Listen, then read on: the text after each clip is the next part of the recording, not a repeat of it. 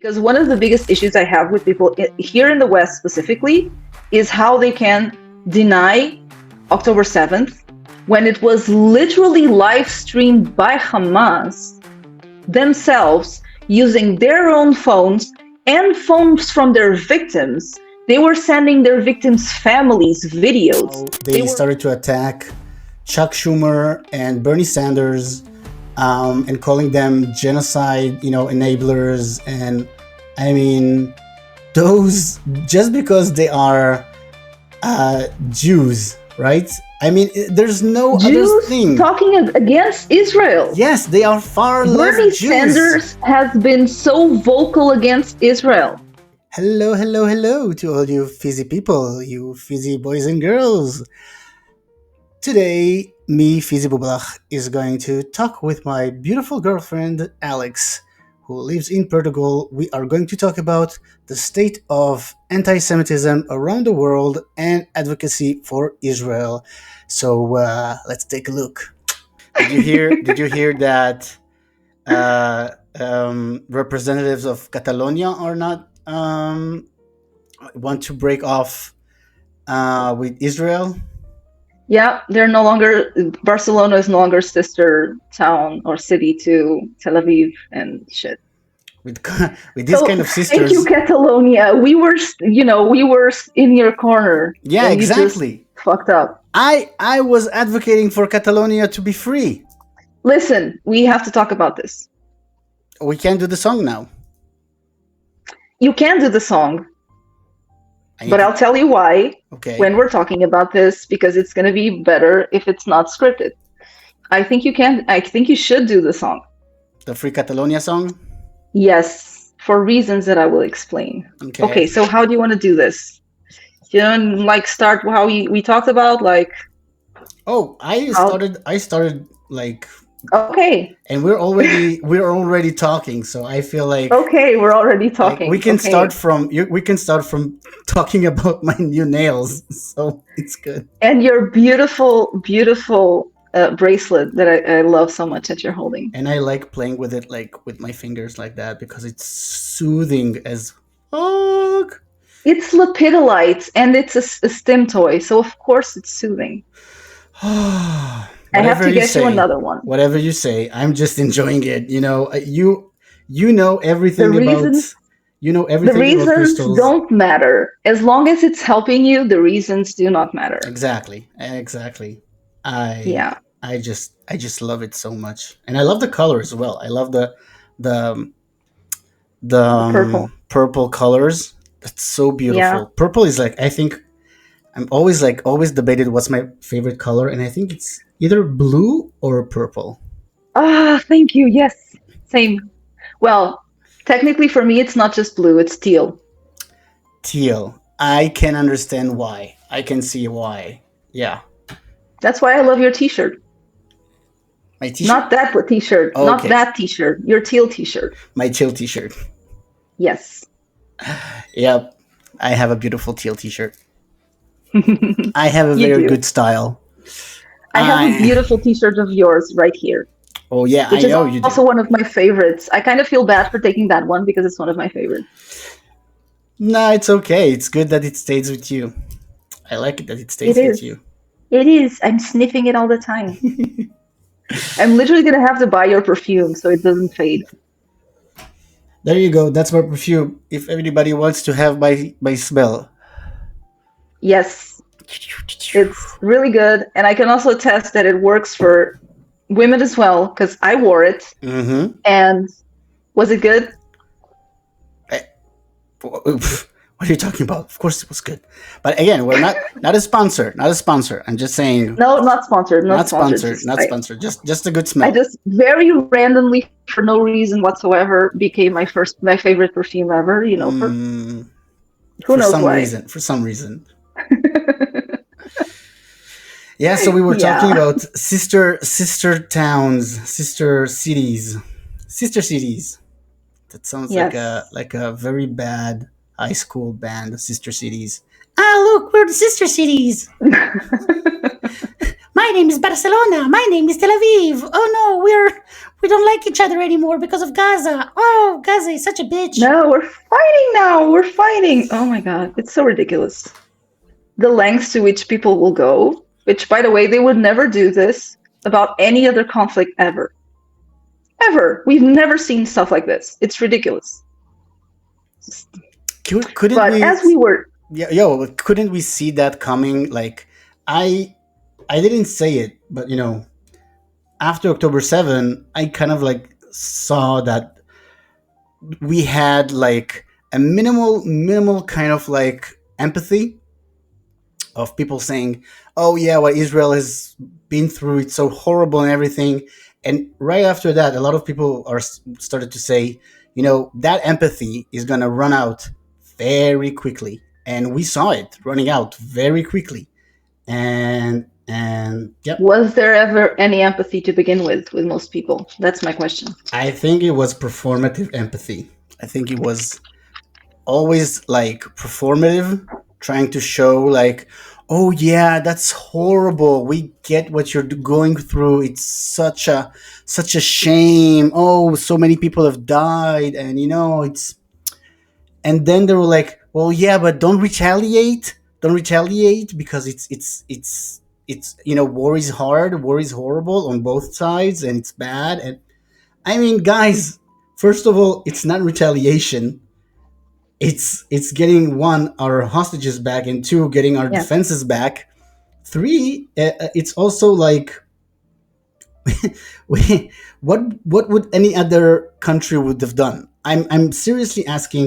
Nobody has an answer. Nobody has like a legitimate counter offer to saying, what if America, Britain, France, Germany, Spain? You do. No. That's the point. That's the question. You do. You do have a framework for this. What happened after 9/11? What did America do? What did American allies do? What did Britain do? What did France do? Even my country, Portugal, we were criticized because we allowed Americans to go through here and to use our bases. Really? So I we didn't know. that. Yes. So we know exactly what happened. We know exactly how the West responded. We know how they justified a war that, by the way, killed far more civilians. And people keep just glossing over the fact that experts in warfare keep saying that this is the lowest combat to civilian ratio of killing in any modern war. Yeah, Israel-Gaza war is one of the lowest. Yeah. I think the number is like 1.5 civilian to 1 terrorist. Exactly. Which is a miracle if you think about it, because they are using people as human shields. They are actively preventing people from evacuating, which, by the way, for anyone who still doesn't know this, Israel is always trying to get civilians out of harm's way. They send flyers. They call people on their cell phones. There are recordings showing this. They alert people. I have never, ever heard of a country that is at war that will literally give people the maps to their future operations and go like, okay, guys, this is where we're going to be. This is what we're going to target. Hey, listen, in an hour, we're going to bomb this building. Who does this? And Hamas is staying put for a reason. They are forcing civilians to stay put for a reason. They are using civilians. They are using children. Remember when it happened? I can't remember how long ago it was, that in the middle of the night, they sent a kid to walk up to the IDF in the middle of the night, like pitch black. And we know that this kid, historically, the kid could have like explosives on him. They could not even realize it was a child in the darkness because it was stealth. It wasn't like they were announcing themselves. These are people who are fighting a war in the hardest conditions possible. This is an urban warfare where the enemy, by the way, not respecting international conventions, they are not in military uniform. They are hiding among civilians. They are dressed as civilians. They have literal accesses to their what's the word here, to the tunnels, and weapons cached under their freaking children's beds, under babies' cribs. Under They are hospitals, using schools, they are yeah, using hospitals, mosques. etc.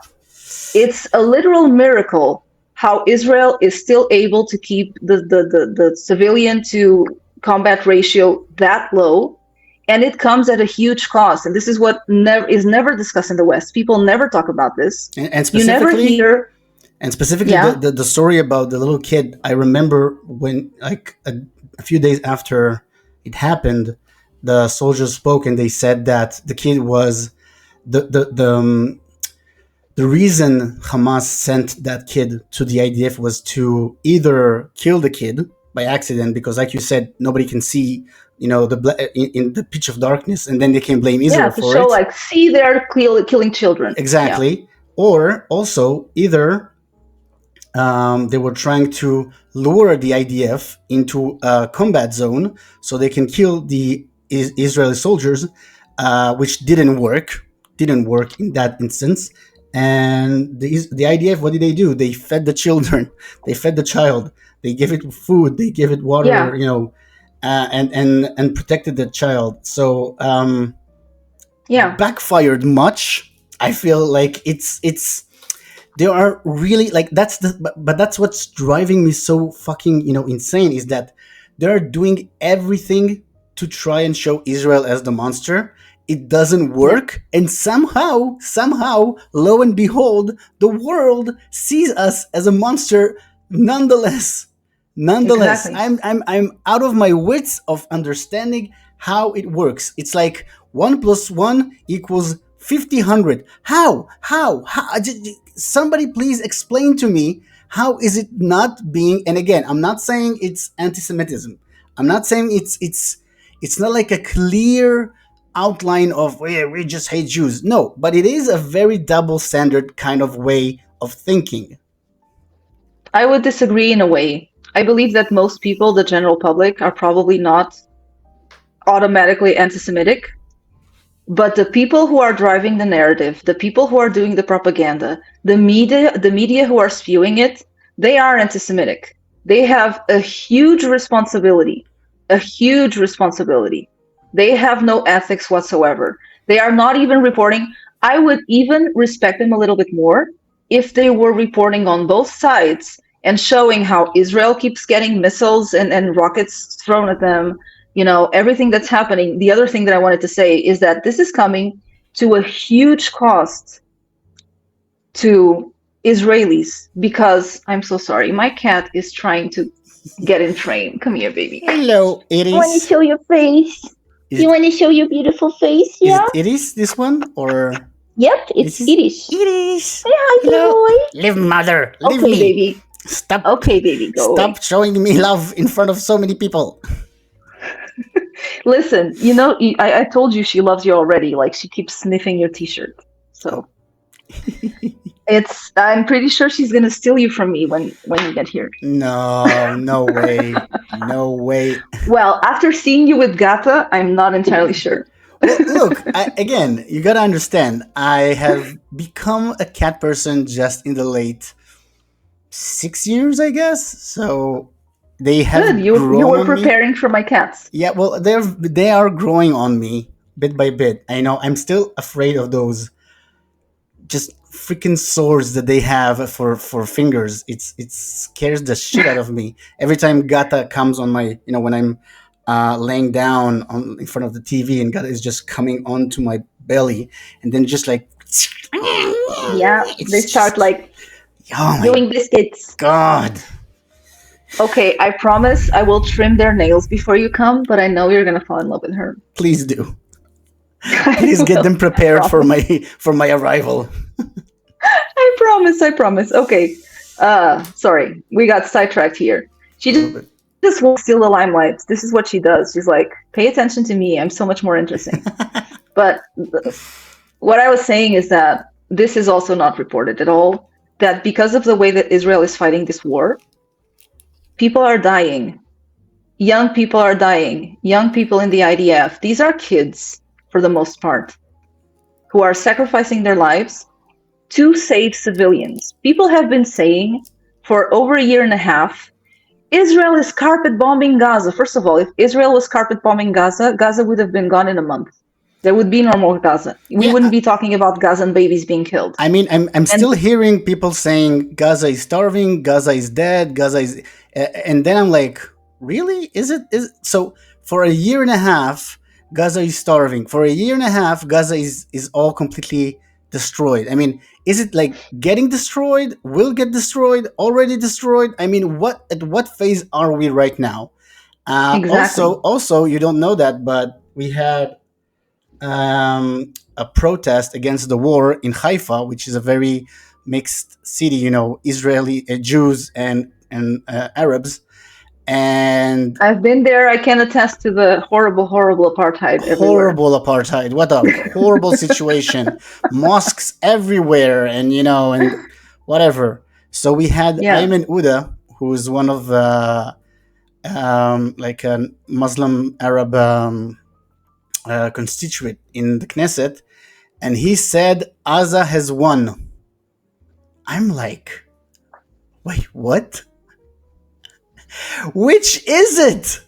One of these things is not like the other. The What freaking cognitive dissonance of these people is what is just going insane. on? What is going on? I mean, how can Are you they say being that? obliterated? Are they winning? Like what? Make it make sense, honestly. Like So are we?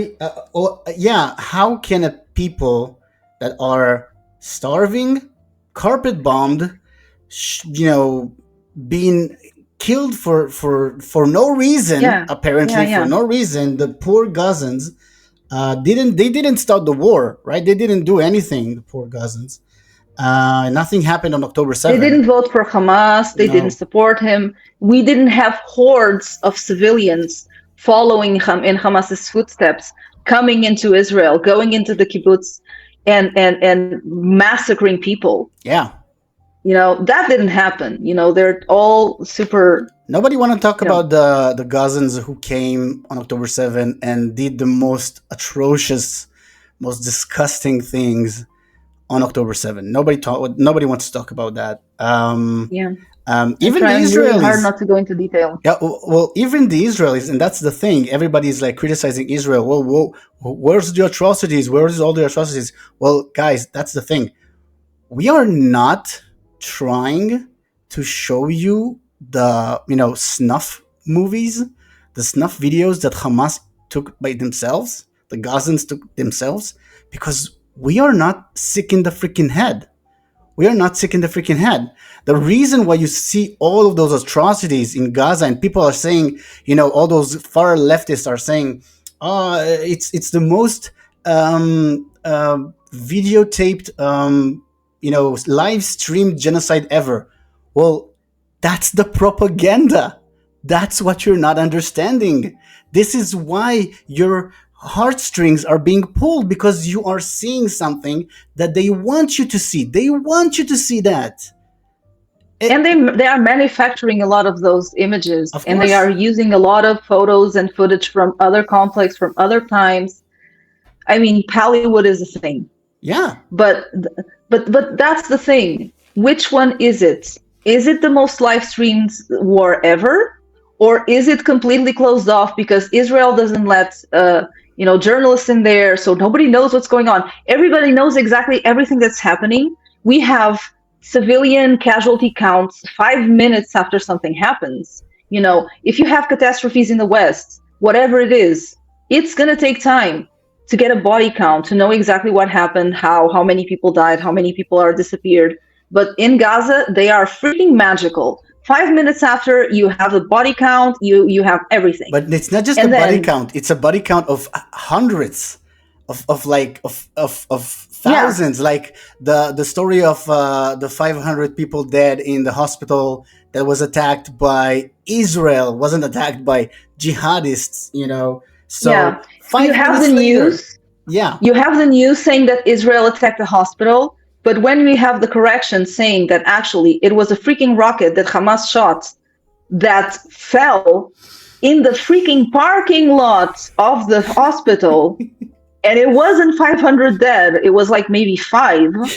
That doesn't make the news. No. But what I was going for is it the most live streamed or is it not the most live streamed? Because one of the biggest issues I have with people here in the West specifically is how they can deny October 7th when it was literally live streamed by Hamas themselves using their own phones and phones from their victims. They were sending their victims' families videos. They were live streaming what they were doing to these people. They showed us who we are. They showed the world, the entire world, exactly what they were doing. So why the hell are people believing what they are freaking manufacturing in there right now? And they don't believe the same things that they showed the world that they were doing themselves. People are so quick. Which one is it? People are so quick to judge the strong one, the either is it Israel or the United States or every government, because the other side is the weaker one, the how do you call it, the goddamn, how do you call it? The underdog. The underdog, exactly. Thank you very much. Ding, ding, ding. Alex gets 5 points.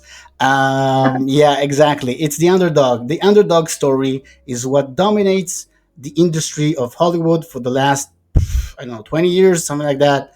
And we have been seeing that, and that is trickling bit by bit into reality. That the vision inside of your head of being critical of something, being understanding of something, and actually being emotional about something. So, you can get emotional about what's going on in you Gaza. should be emotional. You should be emotional about what's going on in Gaza. But if you don't understand who's to blame for that, then that's a cognitive dissonance. That's the problem. Just the fact with the whole story of the 14,000 babies being, starving to death in 2 days. How can somebody just like and people just say ran that? with that? And people ran with that. I got so many hate comments here in Portugal saying Israel killed 14,000 babies in 48 hours. I'm like, whoa, like, guys, this was taken out of context. This was based upon a projection that in itself was very iffy. It was a freaking report of a projection. It was a hypothesis over a year time period. Yeah. That this one freaking guy at the UN, of course the UN, went with, if they don't get aid. First of all, the aid that they got during the ceasefire was enough to feed all of Gazans for 8 months. It's been 2 months. Where the hell did the food go? Also, something else that's really funny, that a friend of mine has been... We know where the food go. We just had like 3-4 days ago, we heard that Gazans stormed Hamas warehouse where they fucking, took all the aid and stored it. So they had where the food goes. 3 years worth of flour. 3 years worth of flour in there, stuffed in there. They take it, they resell it in the black market for ridiculous amounts to continually fund their freaking, death enterprise. And there's a reason also, that's another thing, that everybody went nuts when they changed the way that the aid was delivered. And because Israel was controlling it. By the way, it wasn't Israel, guys. It was literally the Americans. The Americans were running the show. Israel had to provide the aid, and they would take the aid and they would give it to the Gazans. They were controlling it.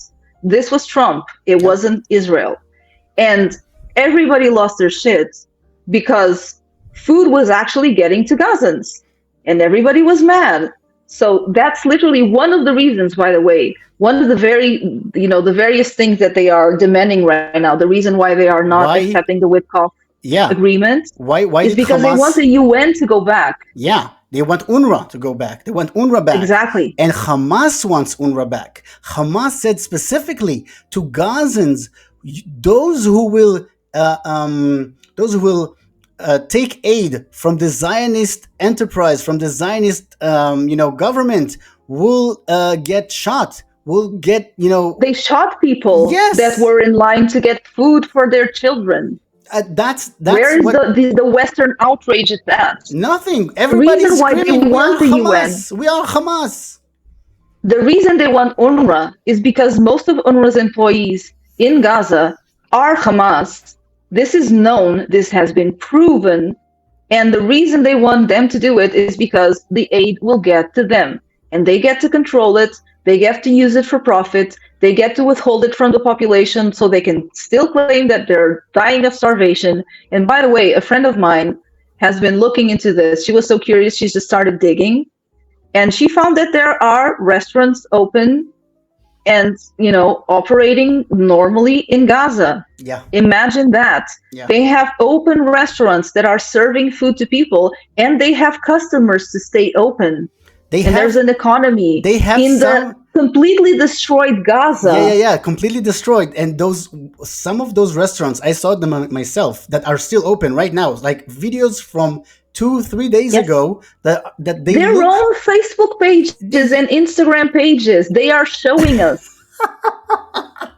They are showing us, look at our amazing, magnificent, rich food and all the people who have the money to come here and enjoy it. Because, in the middle of a war, when you're literally dying of starvation and running from bombs, you just take your family out for a nice outing and go to a nice restaurant and enjoy some seafood or whatever. I mean, and you have Greta Thunberg going on a freaking flotilla to go and Don't get me save. started on that one. Going Jesus getting Christ. saving the Gazans that they have restaurants in their fucking. Still Listen, maybe operating. she wants to try the local seafood. I hear it's delicious. I mean, I was in apartheid Israel with Roy just recently, and we went to this lovely, lovely Arab restaurant where I had some local seafood, and it was really good. So I guess she just wants to sample it. Go check the Old Man and the Sea in Jaffa. It's a great Yes, place. It's a great place. It's an amazing place. Again, non-sponsored. We just had an amazing lunch there, and it was lovely. Owned by Arab Muslims in Israel. Oh my Apartheid God. Israel. We were fed by Israeli Arabs. By the way, guys, do you know that like 20% of Israel's population is Arab? What? I know, What? shocking. When I was in Israel, I was making this joke to everyone I know. I was telling my family, I was telling my friends, listen, turns out I was wrong. This is an apartheid because I've been here for a week and a half and I've seen so many mosques that I lost count all over Israel. I've seen churches. I saw an Armenian monastery and I've seen one synagogue. I mean, the Jews are seriously being apartheid in Israel. Listen, it's not okay. Don't forget. What are you guys doing? Don't forget the Baha'i. Oh yeah, the Baha'i was amazing. The Baha'i was like. I mean, it is my. I have been living in Israel all my life, right? And I've seen the Baha'i gardens from afar, especially because I was stationed in Haifa for a few months as an IOF soldier. IOF soldier, you white colonizer, occupational, blah blah blah blah. And I've never been there, so I took Alex for the first time for her and first time for me, and I was just like, you were waiting for me. It was a nice, a nice little fun date. It was a very fun date. I really loved it. It was such a beautiful place. Like, you see it from afar, you're like, oh my God, this is beautiful. You're seeing it from the inside, you're like, oh my God, this is wow. It was beautiful. amazing. It was amazing.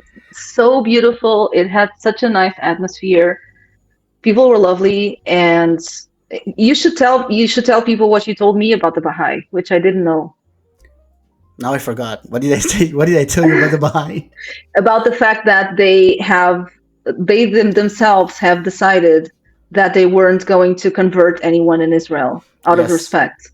In the 90s, they had issued an agreement, issued like a statement a public statement to whole Baha'i communities in the whole world, because there are lots of Baha'is scattered in the whole world, and also to Israelis and the Israeli government, saying we will not teach Baha'i um, doctrine and religion in Israel. We will not convert Israelis. We will not convert Jews or Muslims or any kind in Israel out of respect for what the Israeli government and country, the state of Israel, gave us, the place to um, worship our they have two places. I think it was in Akko and in Haifa that they have two places of worship. So they are giving us that. So out of respect to them, we are not going to try and convert any Israelis to Baha'i. If somebody has a question, we will answer it pragmatically, but nothing more, nothing less. And yeah, it's that's the sign of respect. That's something that you can see in Israel, not just from the Baha'is, not just from the Jews. You The see Druze as well. the Druze community, the Muslim community in Israel. I've seen so many people, even Tommy Robinson. I've just seen a video of Tommy Robinson saying why he's a Zionist. And he said that when he was in Israel, he saw the Bedouins. They have the Bedouins in the south of Israel. Every year Mhm. they have a camel race, camel racing, which is very See, cool. that's the kind of thing I was hoping you would show me. I'm I didn't sorry. see a single camel while I was in Israel. Next time we will go to the Negev. Don't worry. We will. And so he saw a whole bunch of like Arab Muslims, Bedouins, being there watching the show, and also a Jewish family just sitting there, just like around hundreds of Bedouin Arabs and Muslims. And he said, "You will never, ever see something like that." In Britain, not just the camels, but the whole thing of seeing like one specific Jewish family around so many Oh, Muslims. never ever. You will Are never you see kidding? that, but you will see that. And he said the Jewish Muslim alliance is working where? In Israel, It's from the all only place places. in the entire world, not even in Western countries where you would think they would have the possibility to do that. Not even in Western countries do these two communities come together in any way, shape, or form, other than in Israel. Yeah, And that's the thing.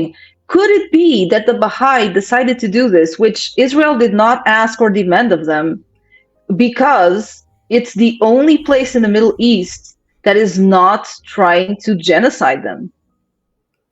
Could it be that the Druze, again, unilaterally decided as a community that they wanted their people to serve in the IDF, which, by the way, guys, if you don't know, Arabs in Israel, even though they are full citizens, they have the same rights and privileges, they are in the government, they are doctors, they do whatever, they are a part of the community.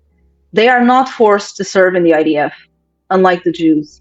But the Druze, again, themselves decided in their community that they want to be a part of the IDF. They want to be a part of protecting and defending the country that gave them sanctuary. yeah, The only place in the Middle East, again, where they are not being persecuted and murdered. And by the way, Israel is still helping the Druze in other countries. They are still doing everything they can to protect the Druze in Syria right now. yeah. And that's something that if you guys don't know about, you should really check it out because it's absolutely appalling. The things that You the know. Druze are going through in Syria is appalling in and of itself. Also, I just heard Nas Daily. For those who don't follow him, even though he has like 70 million people following him, So uh, go follow him, so go by follow the him if way. you don't follow him. Um, um, and he's an Israeli Arab Muslim, and he, after what happened on October 7, he said that he feels more Israeli than Palestinian. A lot of stuff's changed in his way of thinking after October 7. He just recently said that he doesn't think it's fair that Arab Muslims in Israel don't share the load of going to the IDF. And I mean, from my side, I will say, first of all, it's not fair that Hasidic Jews are not doing that. I think Yes, this is like the biggest hurdle that we have first. After Hasidic Jews and other functions of Israelis will go to the IDF, serve in the IDF, then I can be criticizing the Arab Muslims. But I do understand where he's exactly. coming from. I do understand where he's coming from because he's saying this is the country that you've grown up in. This is the country that you have been is protecting you in a way. Exactly. Show your respect. Just do your own Part. work. Like do your own part, and just be an Israeli. Just be a full-on Israeli. Yeah, Stop trying to divide us into, oh, you're an Arab Israeli or you're a Jewish Israeli or an Israeli is Israeli, just like American is an American, exactly. and that's the thing. And so we have to start with that thing. But first of all, Hasidic Jews, again, and it's not like I'm saying that Hasidic Jews are not going to the army. Some are going. The same thing. It's not like I'm saying that Muslims are not going to the army. Some are going. Some are There choosing. are Arabs in Israel who volunteer, both Christian Arabs and Muslim Arabs who are not forced to serve in the IDF, and they volunteer. Yep. Again, because they want to defend their country. This is one of the things that I think people miss because everybody says, and it's true, that Israel is the only Jewish country in the world.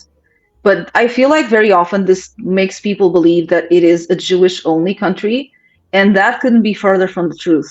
There are 20% of Arabs, both Muslim and Christian Arabs, which, by the way, Christian Arabs also go find Christian Arabs in other countries in the Middle East.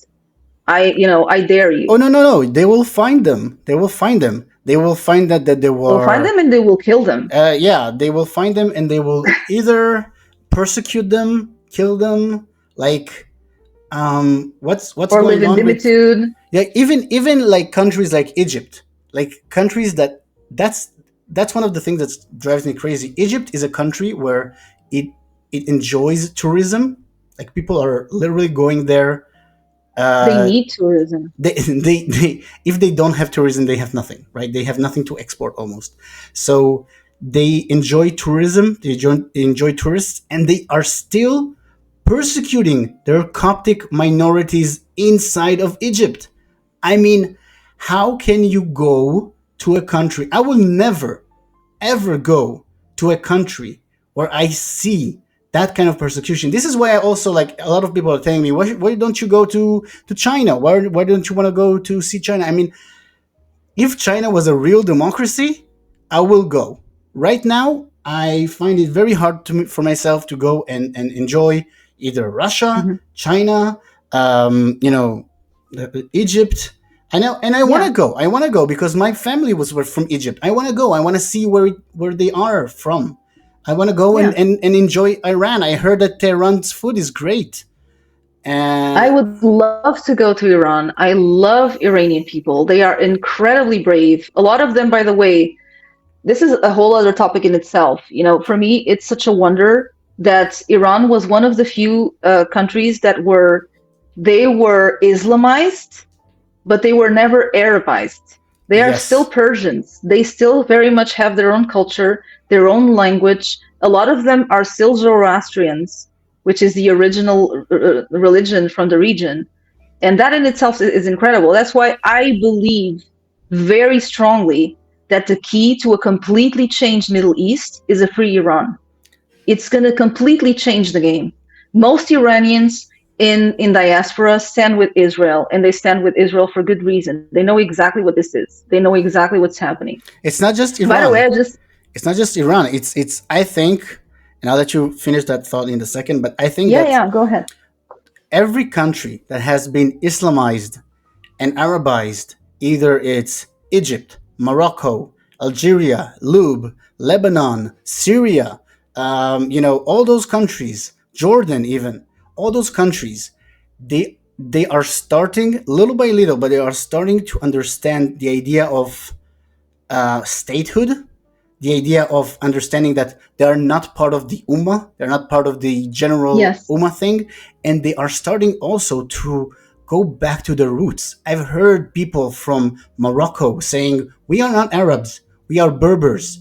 People from Algeria Yeah, saying the same thing, saying we are Algerian people, we have our own roots, we have our own culture, we have our own language, we have been terrorized, we have been infiltrated, and we are seeing that going on right now in the West, in America, in Britain, in France, and we are terrified of that. We are trying to fight back inside of Algeria, inside of exactly. Morocco, because they don't want that anymore. They want their own Exactly. culture, their own identity back. And this is why so many Arabs, Muslims, Islamists, against Israel. They're against Israel because, and Iran as well, inside of Iran, because they know that we are fighting from within. We are fighting those people who are trying to make us Muslims, who are trying to Islamize Israel, who are trying to Islamize Iran and try to take over Exactly. this whole region.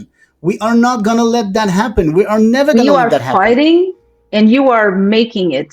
You are the one example in the Middle East, and I would dare say in the world, of real coexistence, peaceful, prosperous, happy coexistence, Yep. thriving coexistence. And some people just can't live with that. And that's what I just realized that for anyone who doesn't know me yet, they might think that I'm Jewish or Israeli. I think maybe it would be good to clarify that I am not. I'm Portuguese. I was raised kind of Catholic. I'm secular. um I haven't been. I'm not on anyone's payroll. I'm not getting paid. If anyone wants to pay me, I'm all Mossad, for it. Mossad, go Okay, call listen, her, Mossad, I'm call your her. girl. Yeah, yeah, yeah. Like seriously. But I'm not. I haven't been recruited. I haven't been converted. That's the other interesting thing, is that it is ridiculously difficult to convert to Judaism. It's not like you guys are trying to spread the faith. Like it's the complete opposite. Oh So I no, am yeah. Portuguese. I am a Westerner. By the way, before October 7th, I was kind of pro Palestine. I didn't know the first thing about Israel. I had no idea historically why they randomly went and picked a bunch of people who were living across the West and just stuffed them there for no apparent reason. Why in this place? Why do you have to displace people? And it was after October 7th happened that I was shocked at what was happening. I was absolutely distraught at what I was seeing. And then, what felt like 5 minutes later, I couldn't believe the way that the world was reacting. Way before Israel even started the war in Gaza, which took, I think, at least a couple of weeks. 20 They days. had to prepare for it. Yeah, 20 days. And already, like on October 8th, where people were already saying, Israel is genociding Gaza, they're doing this. Dude, they weren't even there yet. So the real click for me was the way that people were reacting. And I could not understand the lack of humanity, the level of hatred. I couldn't understand. Because as a Portuguese person, I didn't know any Jewish people. I had no contact with Jewish people. There is no visible Jewish community in Portugal. I had nothing to go on. I knew as much as everybody else. I saw exactly the same news as everybody else. So I had the same opinion as everybody else. I was never the kind of like, oh, you have to expel Israelis from Israel. I always thought that was absolutely ridiculous. You're not going to do that. But I didn't understand. So I educated myself. I read books. I talked to people. I cross-checked information. I went to various sources. I made up my own mind. I started talking about it on Instagram, which is what I've been doing for a year and a half. That's how we met. Yep. So I came into this 100%. I'm not even going to say unbiased. I was biased. I was biased against Israel. I understood the whole, boycott, divest, whatever. I understood it. I thought it was a legitimate thing. I wasn't supporting it actively, but I thought it was a legitimate thing. So that's where I came from. And that's why I know that if people care enough, if people really care about Gazan babies, if they care enough that it makes their hearts bleed, then they should care enough to do the same thing I did, the same thing so many people did, which is educate yourselves. Think critically. Don't take anyone at their word. Go look for yourself, but know how to cross-reference things. Know how to have critical thinking. Know how to use multiple sources and think. Use your brain and think. That's what I did. Nobody turned me, nobody converted me, nobody paid me money. I didn't come to this because I'm with Roy or whatever. It has nothing to do with it. It happened as a consequence. Um, so I thought it was kind of important to clarify that, because people see me with a Magen David and they're going to be like, "Oh, of course she's Jewish." I'm not. I'm not Jewish. I'm not going to convert to Judaism. I'm not going to become Jewish. Um, I think, I have a brain. but I think that one of the things that's interesting, that after you started wearing your Magen David and Judaica stuff, that people have started doing like a stink eye, like just looking Oh, at you weirdly. yes. I got a lot of grief. I get a lot of grief. I had never, I still have no idea what it feels like to grow up as a Jew, especially growing up as a Jew in the diaspora, where you're not in Israel. You don't have that sense of community and belonging. And a lot of them are very assimilated. I don't know what that's like. I don't know how to be a Jewish kid. I don't know what it feels like. But I can tell people, just being here in Portugal, and even when I was traveling abroad, etc., wearing this, people don't care who you are, why you're wearing it, if you have any affiliation with Israel whatsoever. I had never set foot in Israel until recently. Um, the level of hatred, it's not just that people dislike you. People have disliked me my entire life because I'm autistic, because I'm weird, because I have different opinions, because I voice them, and I'm loud and I'm uncomfortable. I'm very used to that. So it's not like, oh, everybody loved me so much and now this. No, I'm very used to not being everybody's favorite person. But I have never experienced in my life the level of vitriol, of hate in people's eyes, of utter disgust. I have been accosted in bookstores, in shopping malls. People have turned away from me because they see this. People look at me, they smile, they look down, they see this, and their entire demeanor changes immediately. I've had some problem at work as well. I had never experienced anything like this before. It's not because you have a difference of opinion, people don't disagree with you, people don't like you very much. No, people hate you. People hate you, and you feel it. It's very unsettling. Yeah. And I so I'm think I'm very glad. I'm very glad that I'm getting to have a little bit of that experience firsthand, so I can understand what it feels like. I can't imagine what it feels like to live like that your entire life, honestly. that's the thing that I always, as an Israeli, I never had that experience because, living here, even though I was going on different places in the world, I always felt like, as an Israeli, I was accepted and everything. After October 7, when it happened, I was like, and seeing all the hate from all those, people in the West, I was like, where did this come from? And my dad, who, was born in France and lived there for 18 years of his life, and he said to me, well, welcome to being a Jew in the diaspora. He said that it did not surprise him one bit. I'm like, but yeah, but you are talking about like 40 years ago. We're talking about like right now. And he's like, nope, same thing. Always. Never changed. Never will. Always be. Always, always. And I think that more people should do what you're doing, even if it's just for a test. Just let's just call it the Magen David test. Just take a Magen David, wear it with you for a couple of days, and see how people will treat you. And I think you will agree with me. It doesn't matter where you live in the world, you will get hate. For sure. You will Yes. get hate. I get hate in my neighborhood. I walk out the house and I get hate. People who are used to seeing me around. I'm the same person. I'm just wearing this. And people don't even know why I'm wearing this. People don't even know what it means. They don't know if I'm Jewish. They don't know if I'm converting. And it changes everything. It changes people's demeanors. When I was traveling and I was in Italy, for the first time, I felt a need to hide this. Not just because, oh, I want people to actually serve me or whatever, so it's annoying, I'm going to hide it. I felt the need to hide this for my safety. That bad. That is a very, yes, it is a very unsettling feeling, especially, you're going around and you're surrounded by Muslims. And again, I'm not crapping on Muslims. That's the difference between Israel and what these people are doing. You were talking about all of these countries, all of these Islamic countries. You were talking about China. You're not demonizing every single Chinese person. And we don't have to go too far to see the huge double standards that exist, because the majority of the West is against the Russian aggression, right? People understand that Russia is invading a sovereign country for no reason, unprovoked. They are they are actively trying and targeting civilians, Yep. unlike Israel, by the way.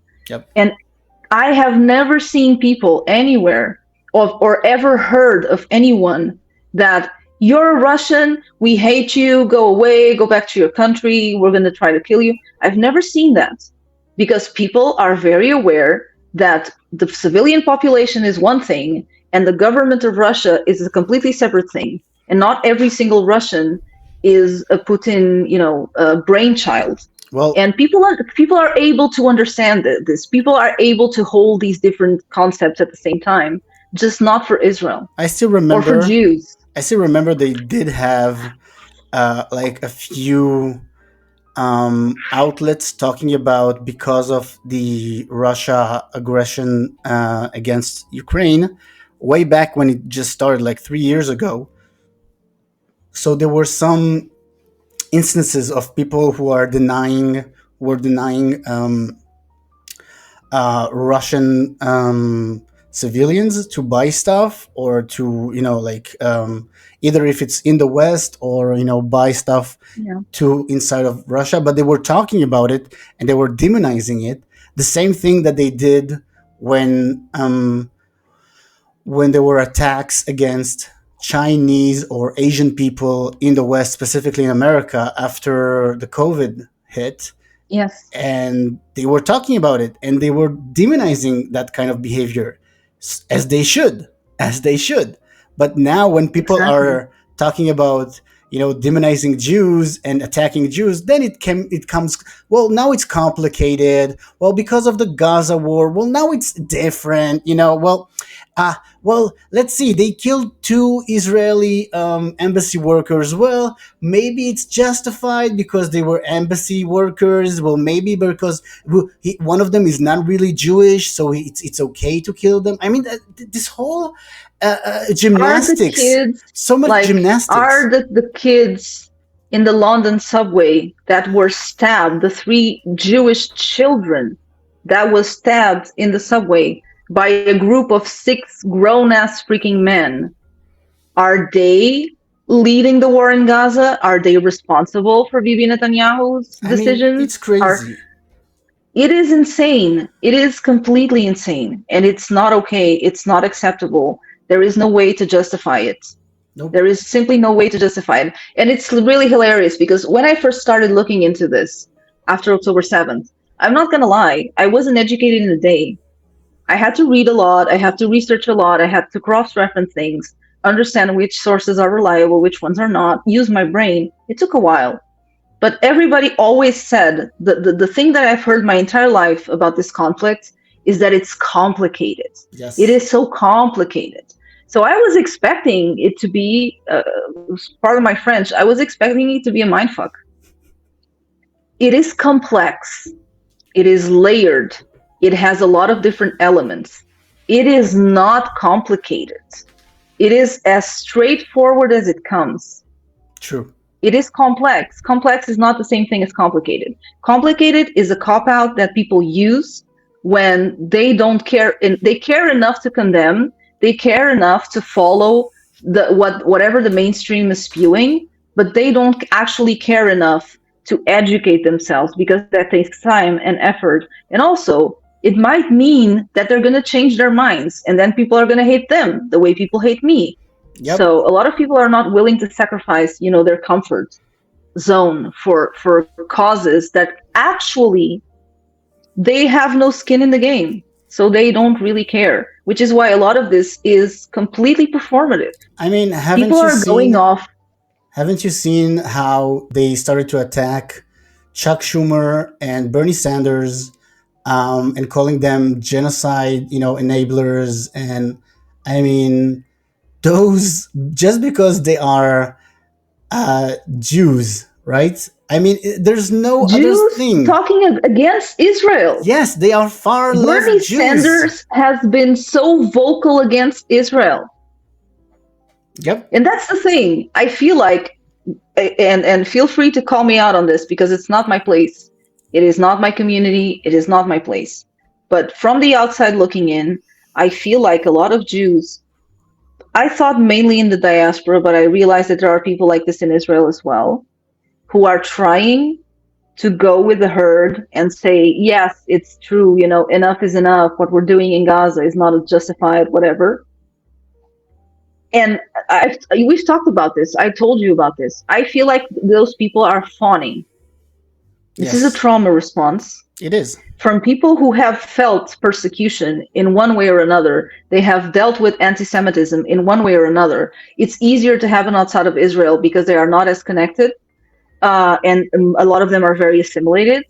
So it is a protective mechanism of like, if I agree with you, if I condemn them, then I'm one of you and you're not going to hate me, you're not going to attack me. And we have seen that that is not true. If you are Jewish, you will be a target, regardless of who you vote for, Yep. regardless of whether you're a Zionist or not. They're not going to stop you on the street and ask, are you a Zionist? Do you vote in Israel? Do you support the genocide in Gaza? They don't We care. You're said that. Jewish, you're a target. We said that from the very beginning. We said that for like for hundreds of years. It doesn't matter what side of the political spectrum you are. It doesn't matter if you're a good Jew or a bad Jew. It doesn't really matter. You are It's going not to be going to hated. protect you. Exactly. Bernie Sanders is going to be hated for being Jewish, and that's it. And we called him out for it. We said that before it happened because we know Yep. it happened before. It happened to Jews who were advocating for Hitler. It happened to Jews that advocated for Mussolini. It happened to so many people around the world, around like in history. We know that already. So when we're saying they don't care what kind of a Jew you are, again, also like Ethan Klein from H3, he's like a very big YouTuber, um, streamer. He's a very left wing, Jew. He has a very left wing Israeli wife, and he was doing like streams and podcasts with Hassan Pikar, who is a very, he's a very advocate for whatever. When October 7 happened, they split. They stopped doing like podcasts together. They stopped doing works together because, lo and behold, because he thinks, as a far left Jew, he also thinks that Israel has a place in the world. Well, that's it. That's it. Just because he thinks that Israel has a right to exist, then that's it. Hassan Pikar is just, he hates him now, and now every far leftist, wokist, propagandist is attacking Ethan Klein, who is still, he never changed his beliefs. He is still a far left Jew who is anti-war, anti-genocide in Gaza, and whatever he says. But just because he is a Jew who still believes in the rightful place of Israel, he's been attacked. He's been attacked because, it doesn't matter. It doesn't It doesn't matter. matter. It's not going to keep you safe. Nope. It's not going to keep you safe. The only thing that's going to keep you safe is owning it proudly, having a community, and keeping your wits about you. And, that's it.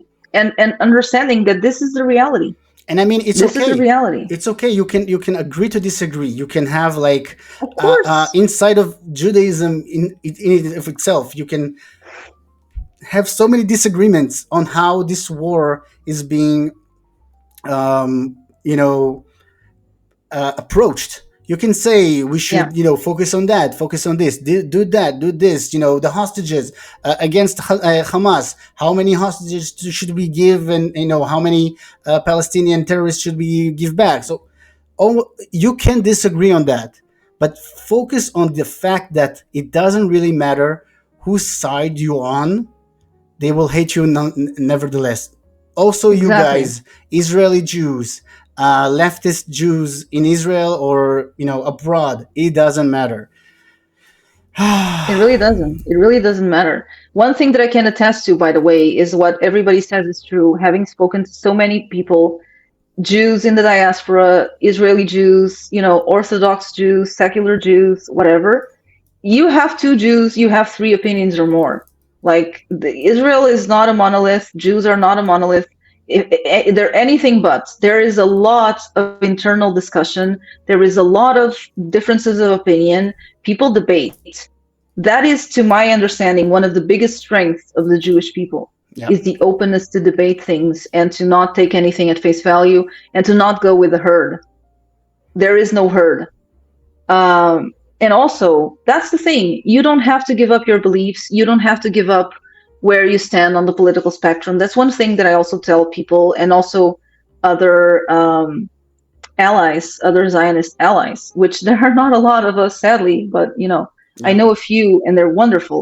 And one of the things that I said is that we are all of us who were leftists, we are very disappointed in the left. We are very disappointed in the groups that used to be safe for us, the LGBT community, disabled community, etc. And they are very unsafe spaces right now. But I'm not willing to give up my beliefs and my ethos and the way that I see the world just because the left no longer represents me. yeah. As far as I'm concerned, if we are no longer represented, then we need to find people who do represent us. We need to reform it. Exactly, Period. I'm exactly. not going to turn into a raging far right activist just because of this or because of anything else. Totally agree with You you. know, Totally agree with that's you. very important as well. And nobody's asking you to do it. Nobody's standing here and asking you to be a Trump supporter if you're not. If you are, it's fine. Or to agree with Netanyahu. I mean, so many people in Israel hate him. They I hate hate him. him. I hate him. I hate Yeah. Netanyahu for so many reasons, and exactly, and And he is part of the problem, but not in the way that people are portraying it. exactly. And that is very important to say. He Yeah, is a huge part of this problem. He's a huge part of why October 7th even happened in the first place, but not in the way that people are portraying it. And the truth matters. Truth still matters. You yeah. can disagree with someone or disagree with the principle and still acknowledge the propaganda that is being spewed against them as not being real. I totally agree with you. I totally agree with you. And I think that the thing that you're saying about we are not going to change our position, we're not going to change who we are, our Yeah, beliefs, our systems of morality, just because the institutions that we thought are supposed to uphold those moralities, uphold exactly. those values, they have abandoned us. Where is the Me Too movement? Where is the feminist movement for all those women who were harassed? Harassed, raped. This is the word, raped, killed for being Israeli. And I don't mean just the Jewish ones in 7 October. I don't mean Exactly. just the Jewish ones. They killed Bedouins, hundreds of Bedouins. It's it's really disheartening to hear this silence. It's disheartening to hear a complete silence from those groups that I advocated for. I still advocate for. I still advocate for feminism.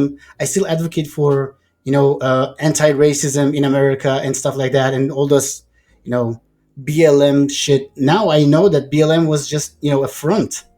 Was just a front It for was. extremism, and I feel like a fool. I feel like a fool for falling for all this shit. Well, don't. That's the thing. That's what distinguishes us from these people.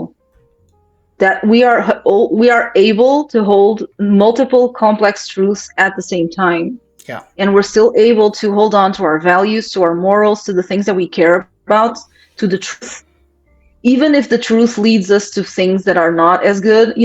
We're not going to stand here and say that there has never been abuse by the IDF. that nobody has ever not fucked up, that is not true. That is going to happen anywhere. And the difference is those people are held accountable, and there is transparency. That's why you get those news in the media in the West. It's because Israel is reporting on it. You would have no way of knowing those things if Israel was not openly reporting on those things, and those people are being held accountable, and those people are being prosecuted. And that's how things should be. And you should really be very wary and very suspecting of any movement or any cause that forces you to close your eyes when something, less kosher, I'm sorry for the expression, is going on. You should be really wary of it. Yep. When you have to just blindly agree with everything and just look the other way at anything that doesn't smell good or looks weird or is just blatantly wrong, that is not okay. That's what makes us different. I will also go. And what makes us different is that we care and we get disappointed and we are emotionally invested, and it is heartbreaking. I will also go and say that every movement, no matter how right they are, the moment they are blocking their ears for any kind of criticism, and again, I'm saying even if you're the most righteous person, you're the most righteous movement or cause or whatever, if you cannot hold yourself still and listen to somebody criticizing or saying something that you mildly disagree with, how can your cause be valid? I'm sorry. Exactly. It's a if you're not open for criticism, your cause is shit. If as a human being you're not able of holding yourself accountable, then you're not doing right in the world. That's just the way it is. Yep. That's just the way it is. And it is heartbreaking. And the thing is that I feel like this is one of the biggest hurdles. We've talked about this before. I think one of the biggest hurdles we have, and I've had in my attempt, to advocate and educate people and have discussions, etc., is that even people who know their facts, even people that you can refute every single one of their arguments with actual facts, things that you can back, and you can go on for a very long time in that kind of discussion, and you can just completely dismount all of their arguments, and then you hit a freaking brick wall, which is, well, yes, but the UN said, yes, but the Red Cross said, yes, but Amnesty International said, Oxfam said, and this and this and that. And I feel like this is one of the biggest hurdles, because they are lending credibility to the propaganda. They are lending, credence to these people. They are standing behind it. And it's very hard for anyone. People are not obligated to be educated on every single conflict that's going on around the world, especially if it doesn't concern them. If you're not Jewish, you're not Arab, you're not from the Middle East, why would you know? Why would you care enough to know? That's also another thing that I always tell you. I feel like if you don't know enough about something, shut up. I'm not going to talk about what's happening in Africa because I don't know enough about it. Yeah. So I will shut up. I either care enough to get educated enough to have an opinion, an informed opinion, or I'm just going to say, I don't know. And that's what people are not doing. But the problem with these institutions is that everybody is taking what they say at face value, because why would they not? Why would they lie? Why would they lie? Decades, for decades, they have been like the ones supposedly guaranteeing help and transparency and fairness and peace around the world and help to endangered communities, etc. Why would you not believe them? And then when you start explaining the facts, and these are proven facts, people who were on payrolls, people who had different agendas, all sorts of things, what happened with UNRWA, all of these things, and with UNIFIL in Lebanon, etc., and in other places, all the crap that the UN is doing. And by the way, if you guys haven't seen it, I highly recommend Ali Tabrizi's series on YouTube exposing the UN and all the crap that goes on in there, precisely because when you have a group that has huge funds, huge power and zero accountability, because if you work for the UN, automatically you have immunity. That's a recipe for people to abuse that power in every single kind of way possible, and Sure. for everybody else to just sweep it under the rug because it doesn't serve any of their interests that it comes out. Oh, I highly, highly recommend that. But the problem is that you start stating facts and it sounds like a conspiracy theory. You sound lunatic, you sound like, oh, okay, you're one of those, what are you going to say next? The earth is flat, it's so hard. It's such a huge hurdle. And people have to do a lot of digging and have to care a whole lot to really look at what's behind that and why this is happening. Otherwise, if you're the UN, people are going to believe you. Why would they not? The freaking Secretary General, freaking Antonio Guterres, our former Oh, Prime Minister of Portugal, he is a disgrace. I am ashamed that he is Portuguese. I am deeply ashamed. But he looks like a really nice guy who is calling for peace on earth, kind of like the Pope, like, why can't everybody just get along? He's such a nice guy. And you start digging, and the crap starts coming up, you know? And people really need to start thinking with their own heads and being critical of any information wherever it comes from. I mean, guys, don't take yes, us at our word. exactly. Do your research. I know this is such a catchphrase, but it's true. But do an actual in-depth, you know, research. Don't just because an institution says this, or this person or this politician says this thing, Have it some doesn't make it critical true. thinking. Have some critical thinking, Yes, guys. Think for please. yourselves. Think for yourself. Yes, we don't have to agree on everything, but the truth is the truth. No matter how you try to twist and bend it, it's still going to be the truth. And Yep. that's what I stand for. And if the truth was that Israel was committing a genocide, trust me, I would be here saying that. And I wouldn't be your girlfriend as well. so, So, so, what did you think? Do you have anything to say? Do you have anything to add? Do you agree? Do you disagree? Do you want to talk about cows? I don't know why, but let your comments below. Click like and subscribe. And I'll see you next time.